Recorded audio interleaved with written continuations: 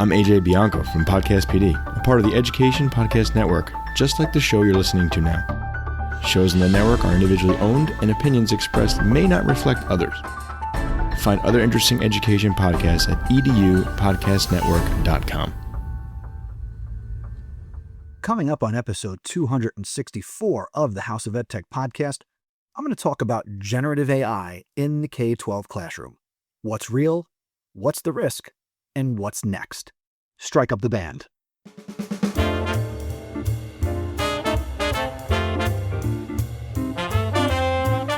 Welcome to the House of EdTech. My name is Chris Nessie.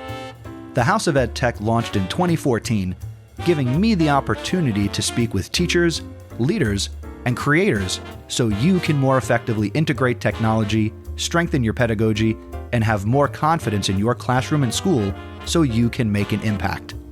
Get involved with the podcast by visiting my website, chrisnessie.com. Using technology isn't difficult, and this is where it begins. This is the House of EdTech. Welcome back to another episode of the House of EdTech podcast. Today, I am getting into what is really defining education and dominating a lot of the conversation here in 2025, soon to be 2026. And that is the absolute explosion of generative AI tools in K-12 education. Teachers like you and me, we are experimenting. Your district might be scrambling to set policies. Students are finding new shortcuts every day. And let's face it, everybody's trying to figure out what it means for teaching and learning. I've talked here and there over the last couple of years about AI in education. But in this episode, I want to talk about what's actually happening in classrooms, what opportunities and risks are emerging, and how can we actually lead through all of this with a sense of clarity, creativity, and that ever-needed human element, care. I've got the EdTech thought, I've got the featured conversation that I'm having with you today, but first, I want to remind you that we're getting near the end of the calendar year, and that means we're getting close to the last episode of the calendar year. And as always, that is going to be the annual EdTech SmackDown. So, if you're new, every year my last episode is the EdTech SmackDown. I've been doing it every final episode of the calendar year since 2014. And that's your opportunity as a listener of the show to participate and submit your favorite EdTech tool, tip, website, AI, whatever you're using in education technology that really excited you or you got a lot of value from or you just need to shout it from the digital rooftops. This episode is your chance to be a part of the show. So what you're going to do is the following. You're going to go to chrisnessie.com/feedback or chrisnessie.com/voicemail. And you're going to either send me an email or a voicemail. Voicemails are preferred because it's a podcast. I want to hear your voice, and so does the rest of the House of EdTech community. You're going to send me that message, and you're going to tell me who you are, where you're from, where you work, what you do in education, and then you're going to wax poetic about your favorite EdTech tool, tip, something education technology related that you loved or that excited you here in 2025. And I need you to send this to me by December 12th. So you've got a little more than a month to send me your contributions to the annual House of EdTech SmackDown. After December 12th, I will assemble all of the submissions together, and that final episode of the year will come out before December 31st. And it's a great episode. I love hearing from listeners like you. And if you've never done it, make this the year that you finally submit something. You can repeat things from years past because there are certainly tools out there that are still valuable in education, still valuable to what you are doing as a teacher and an educator. Share it. Be a part of this community. And again, voicemails are preferred. If you send me an email, I used to say that I would do an impression of you, but I maybe will just put your email into AI and I will just give you some random voice. And that could also be fun and interesting too. But I would love to hear your voice. So go to chrisnessy.com/voicemail, or if you want, you can record something and you can email it to me. The email address is feedback@chrisnessy.com. And I want you to be a part of the 2025 House of EdTech SmackDown. Get all that to me by December 12th. And now, let's get into this episode's EdTech Thought.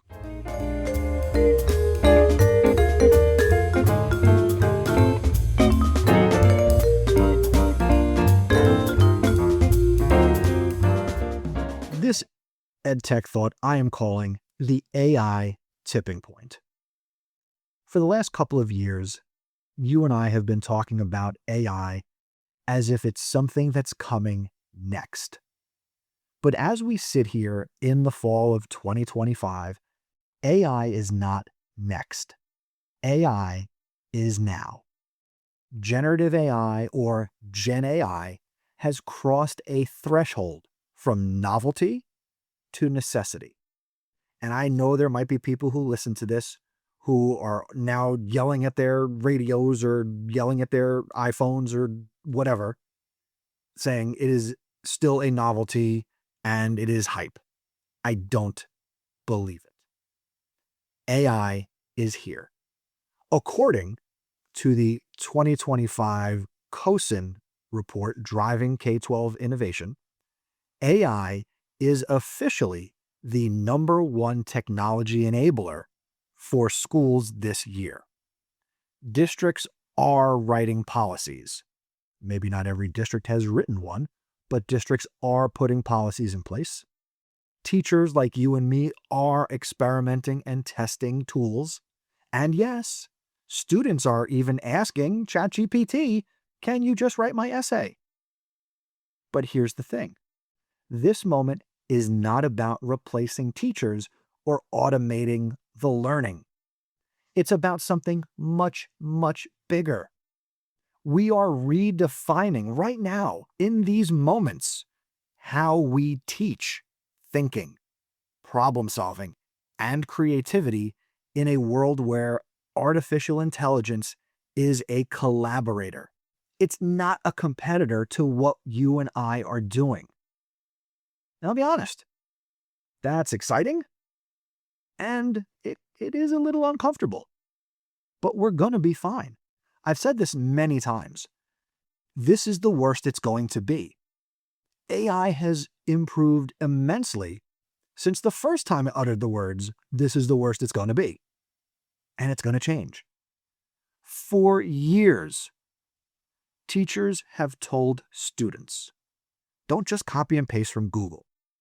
Now we have to say, don't just ask AI. Think with it. And I will say, AI does not think. We as humans bring that actual thinking, critical thinking, to how we interact with AI tools. And again, really it's the Gen AI stuff.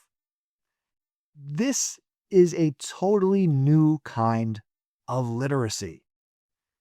And I think this, the fall of 2025, this is a big tipping point. This is the year we move from curiosity about AI to competency with AI. That's my EdTech thought.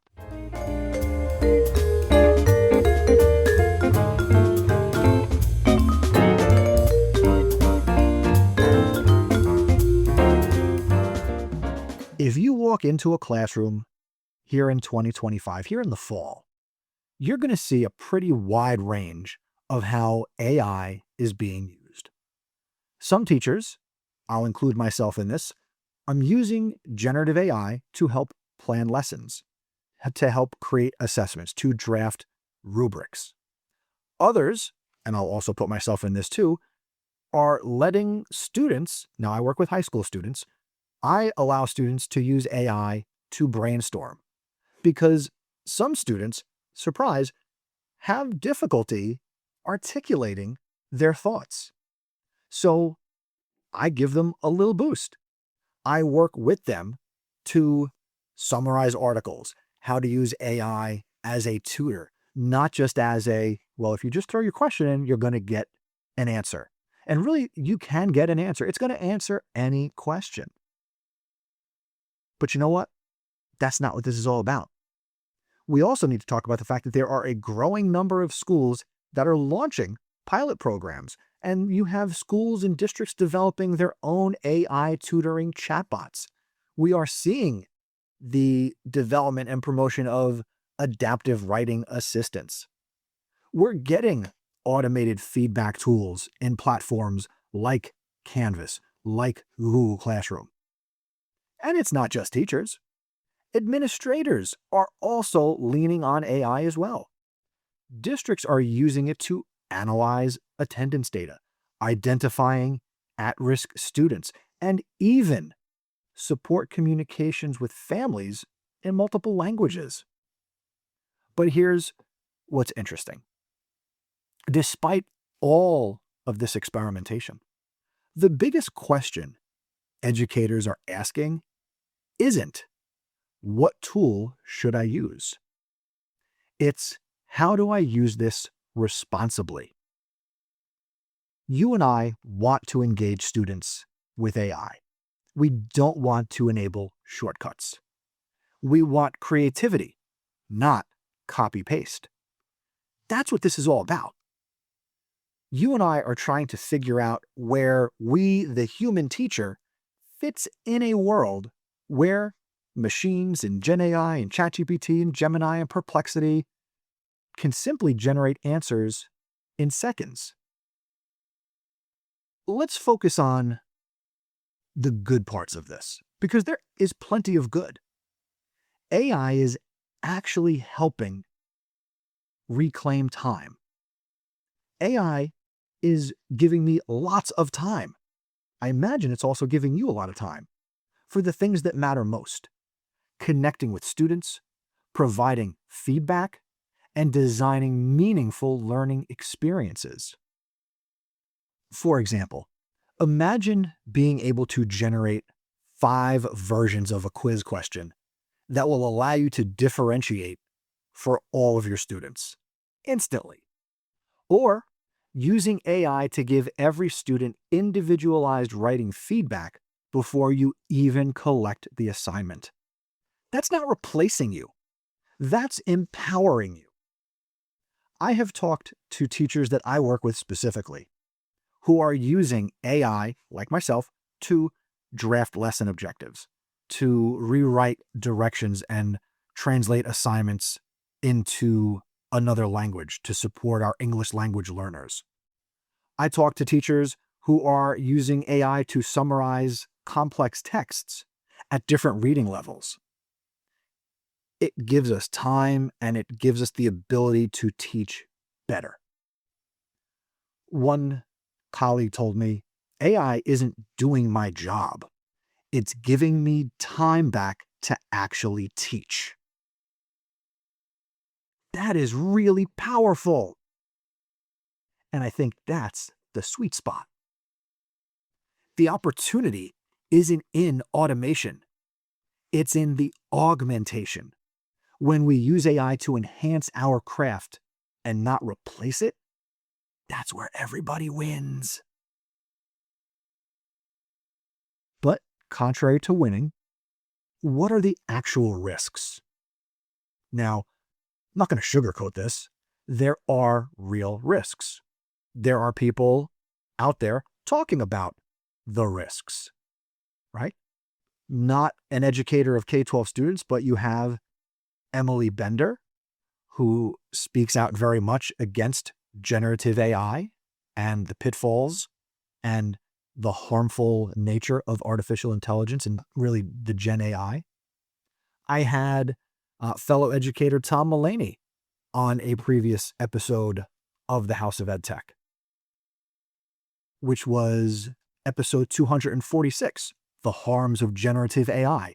I will have a link to that in the show notes for this episode, which are a swipe or a tap away, or you can go to chrisnessy.com/264 to hear Tom's thoughts. So there are some real risks. The first big one, and this is not new, is equity. If AI tools are locked behind paywalls or limited to certain schools and communities, then obviously the gap between the tech rich and the tech poor is only going to grow. Number two, and this is not new, bias and accuracy.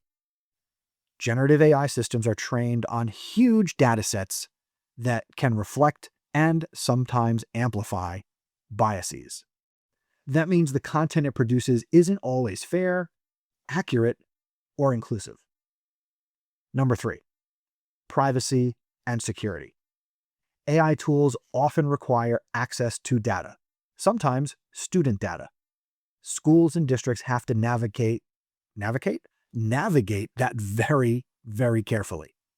You need to have strong policies in place, and you also need to provide for transparency. And finally, the human factor. If we let AI take over too much, we certainly risk losing the teaching moments that come from struggle, discovery, and good old-fashioned conversation.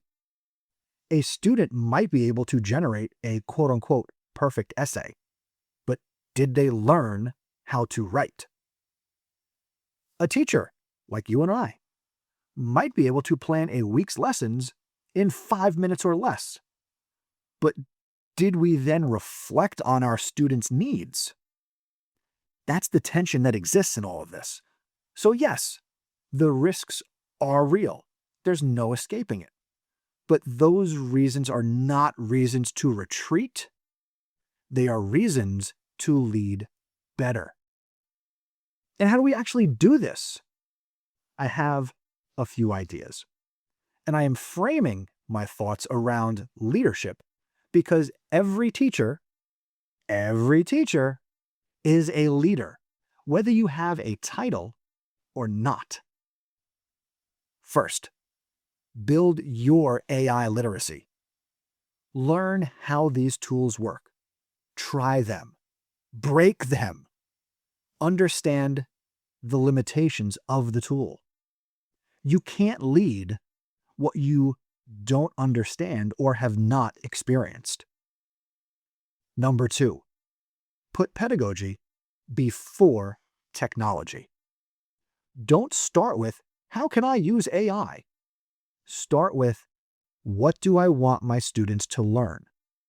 That should be the same question you've been asking your entire career.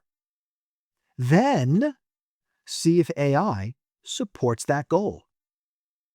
Number three, be transparent with your students. Talk about when and how you are using AI or when you are having them use AI. You want to model ethical use. Let your students see your decision-making process. Number four, advocate for clear district policies. Push your school leaders to write guidelines that protect privacy and policies that promote responsible use. And finally, share your wins and your failures. That's how we move forward with anything in any profession. Which, by the way, is what this podcast is all about. Learning together, experimenting, and supporting each other through the change. I've said a lot. You might be thinking a lot. At the beginning of this episode, I talked about the upcoming House of EdTech SmackDown for 2025. I want to solicit your feedback and thoughts on what I've talked about in the context of this episode. So email me, feedback@chrisnessy.com. or feel free to send a voicemail. Go to chrisnessy.com/voicemail or /feedback. This, as always, is not the end of the conversation. I just put some thoughts down. I had some things to say. Let's see where this goes. I am but one person with one perspective. If you agree, I want to hear from you. If you disagree, I want to hear from you. Let's have a conversation. Okay? Now, I did things a little out of order today. Let's get into this episode's EdTech recommendation.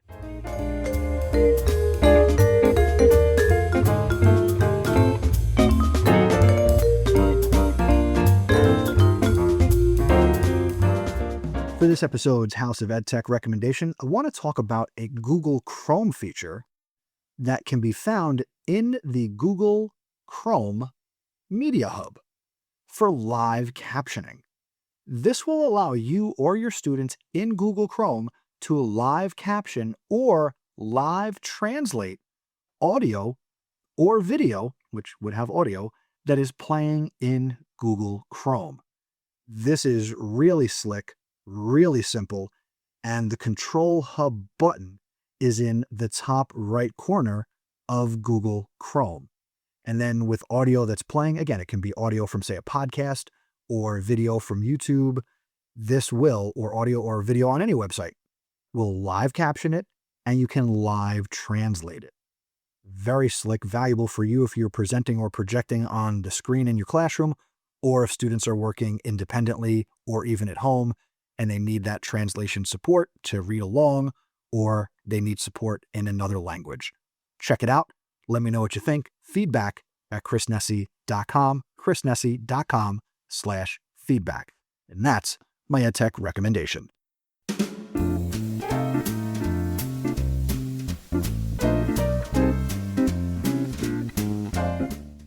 Thank you for listening to this episode of the House of EdTech. Make sure that you follow or subscribe so you never miss an episode and you never miss the opportunity to grow your EdTech skills anytime, anywhere. As we wrap up this episode, I want to leave you with a few questions to reflect on. Whether you're a teacher, tech coach, or that district leader, how are you preparing your students for a world where AI is everywhere? Are you helping them use the technology or helping them think with it? And what's one step that you can take this year, right now, to bring AI into your classroom, ethically, intentionally, and creatively? Because remember, the future of AI in education doesn't depend on the technology. It depends on us. We decide how it's used, how it's taught, and what values guide it. And that's both the challenge and the opportunity. So let's lead in this moment. Let's experiment. Let's learn. And of course, you can head to chrisnessy.com for this episode's resources. They are a swipe or a tap away, chrisnessy.com/264. I want to hear from you. Feedback at chrisnessy.com or leave a voicemail at chrisnessy.com/voicemail. I'd love to hear what's on your mind. Think this episode could inspire a colleague? Share it with them and help expand our EdTech community. And if you're finding real value, consider supporting the show at chrisnessy.com/awesome. I am so grateful to all of my awesome supporters, and that group includes Leo Calbush, Brian Carpenter, Aaron Cummings, Jeff Herb, and Matt Miller. Thank you for helping me do what I do. Don't forget also the House of EdTech SmackDown. Get your submissions to me by December 12th. Until next time, remember, using technology is not difficult. Just give it a try.